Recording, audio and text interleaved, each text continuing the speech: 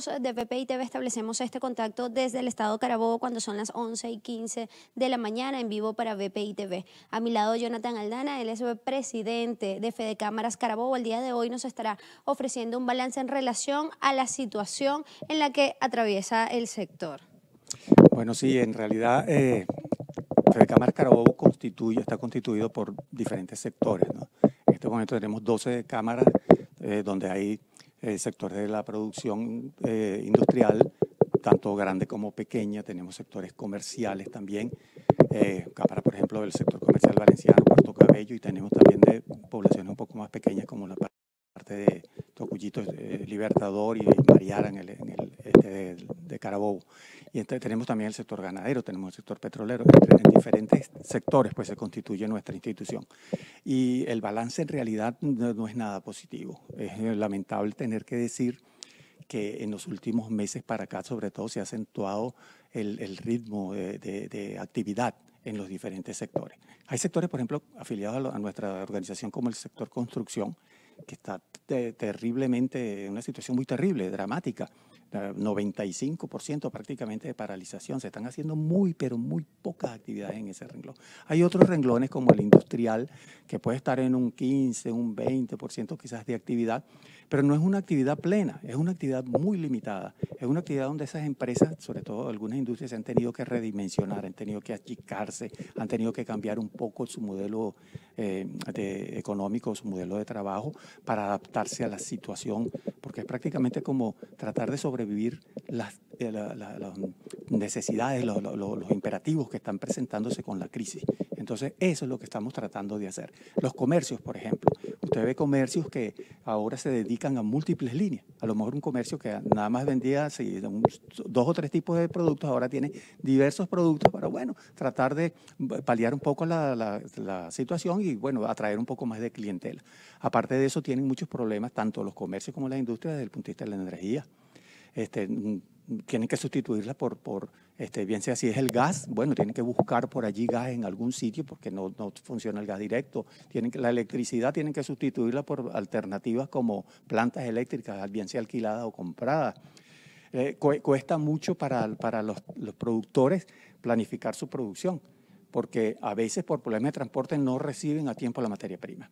A veces por problemas de transporte también no están sus trabajadores a tiempo en los lugares de trabajo. Entonces, esa incertidumbre que crea, pues es muy difícil para un productor, ¿verdad?, predecir a qué precio va a vender, por ejemplo. Eso también influye. Por eso es que a veces ustedes ven cambios en los precios y dicen, bueno, pero ¿será que es a propósito que se hace? No, es que las circunstancias así obligan. Se ven constreñidos los productores de poder planificar mejor, ¿verdad?, y dar una mejor respuesta.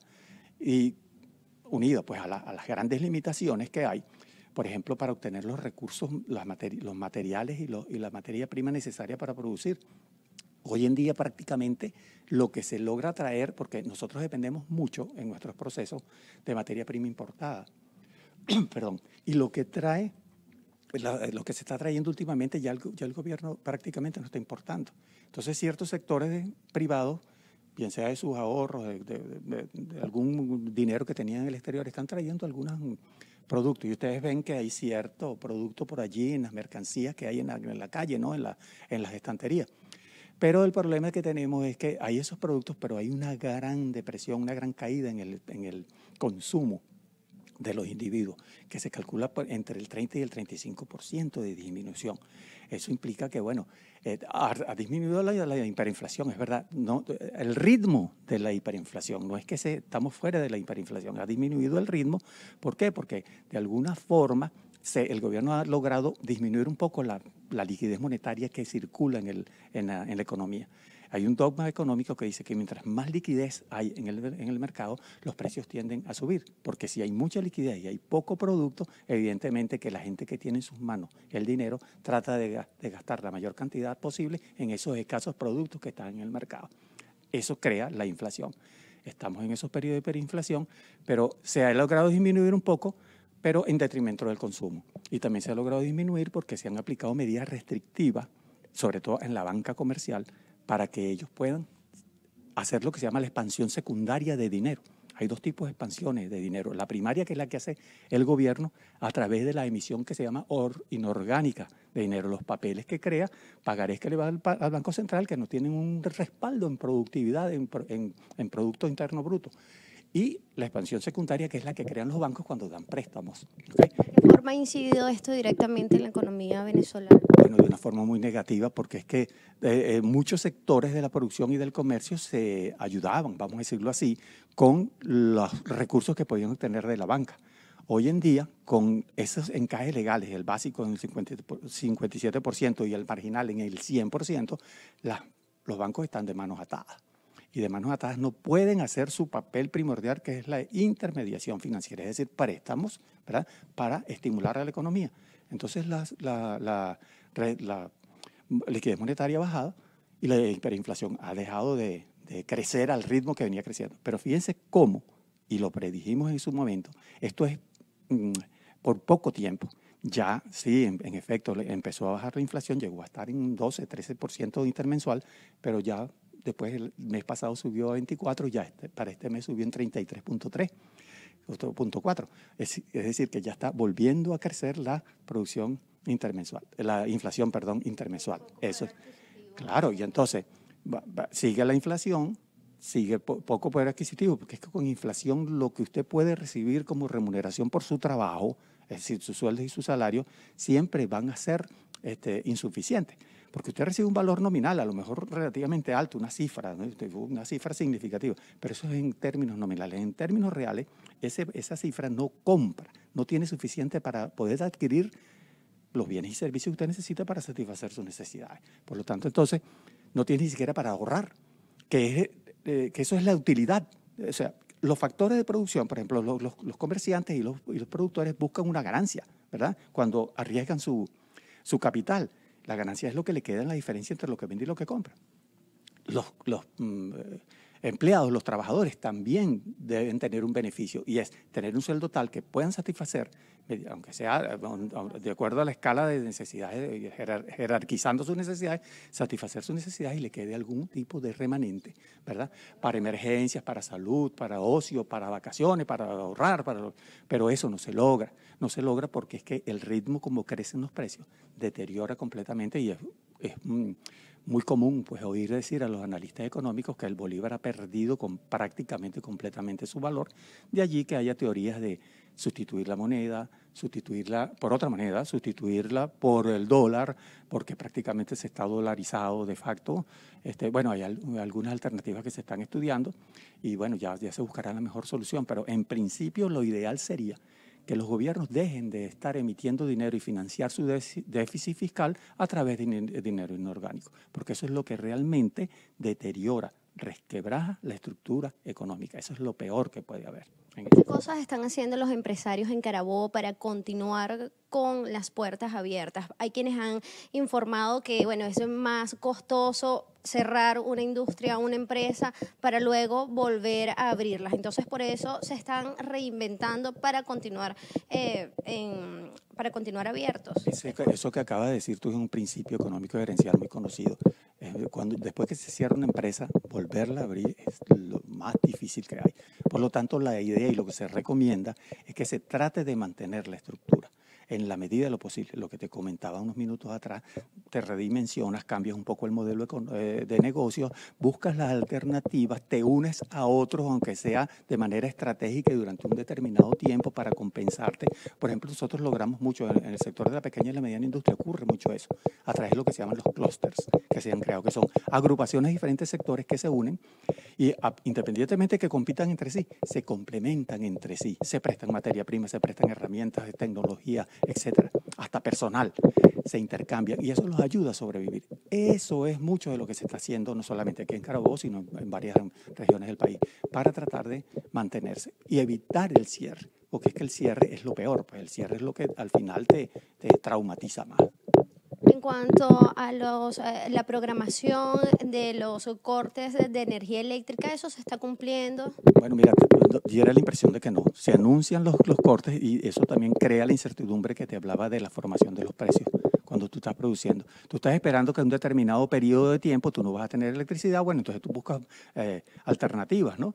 o alquilar una máquina o una planta o algo, pero cuando no se cumple, entonces a ti te agarra desprevenido, ¿verdad? Porque no pudiste, en el periodo de tiempo que se suponía que tú ibas a buscar la alternativa, resulta que no tienes la electricidad. Entonces se contradicen las situaciones. Es muy difícil trabajar así porque te crea un clima de incertidumbre muy grande.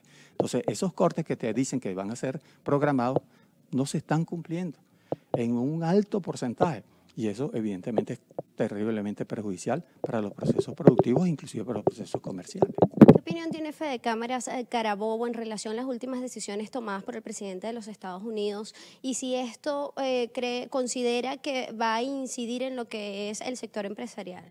Sí, bueno, mira, cuando un gobierno, por ejemplo, como el que tenemos hoy en día, que es un gobierno que se caracteriza por ser totalitario, trata de tener muchos controles sobre lo que es el flujo económico, sufre sanciones como esta, es de deducir que posteriormente, quizás no en este instante, pero posteriormente van a empezar a haber repercusiones negativas para la propia población, porque ese gobierno ahora va a estar mucho más constreñido, más limitado en su accionar. ¿Okay? Entonces, por allí se deduce que pudieran haber algunas dificultades para los sectores productivos y por ende y por consecuencia a la población en general. Sin embargo, estas medidas no están terminantemente definidas porque unos las denominan un bloqueo, otros las denominan un embargo. Nosotros en particular las consideramos son unas medidas restrictivas del accionar, ¿verdad? De las entidades gubernamentales, sobre todo en Estados Unidos. Sus activos, sus empresas allá, pues están restringidas en su actuación. Pero también hay penalidades para las empresas que pudieran hacer relaciones comerciales con el país. Por ejemplo, las petroleras para exportar. Hoy en día Venezuela exporta nada más prácticamente para Asia, sobre todo para la India, para Malasia. Si se estiman que este año van a haber unos 15.000 millones de bolívares en exportaciones petroleras, quizás esta limitación, porque se va a ver muy limitada la posibilidad de exportar, estas medidas en principio se calculan que puede crear una disminución de unos 6.000 millones de dólares. Eso significa que para el final de año, nada más que por exportaciones, se van a lograr una diferencia de unas 8.000, 9.000 millones de dólares en exportaciones. Eso es una cifra sumamente baja.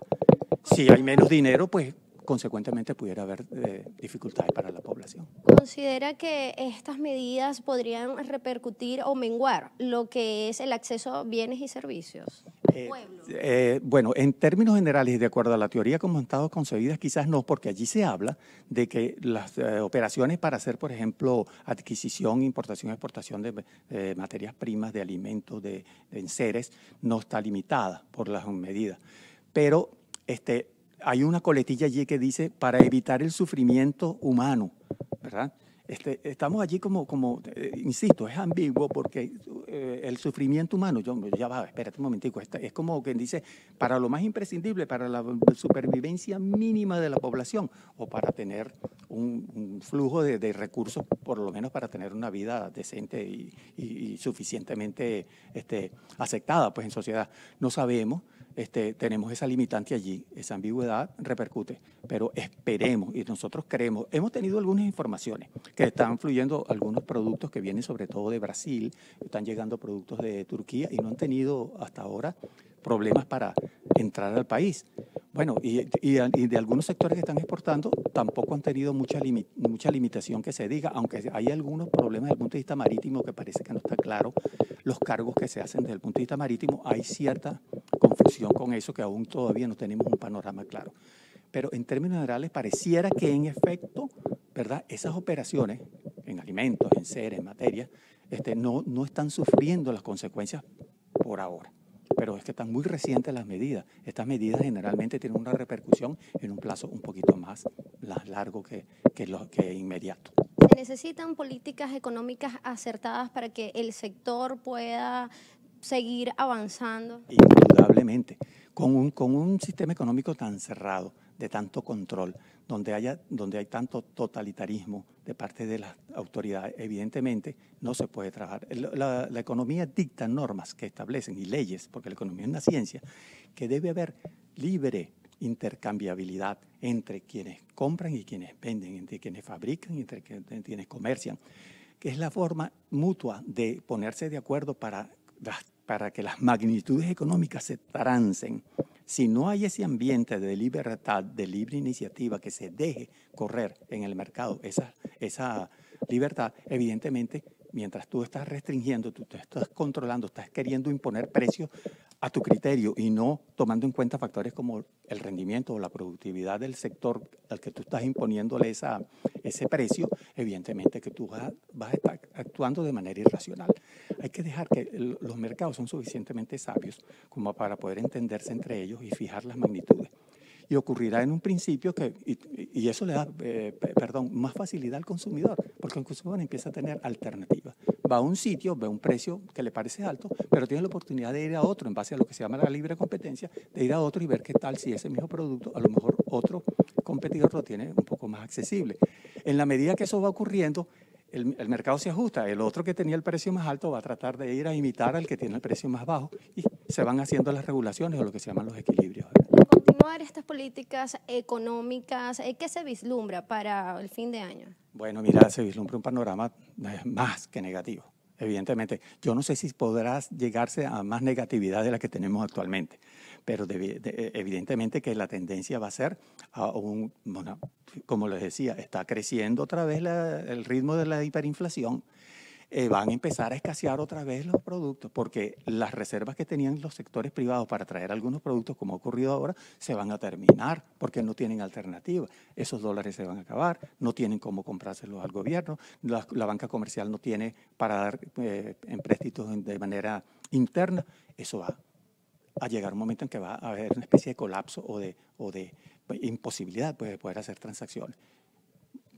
Quizás lo peor pudiera ocurrir. Esperemos que haya cierta reflexión, es lo que siempre decimos cuando vamos a algún tipo de declaración a los medios.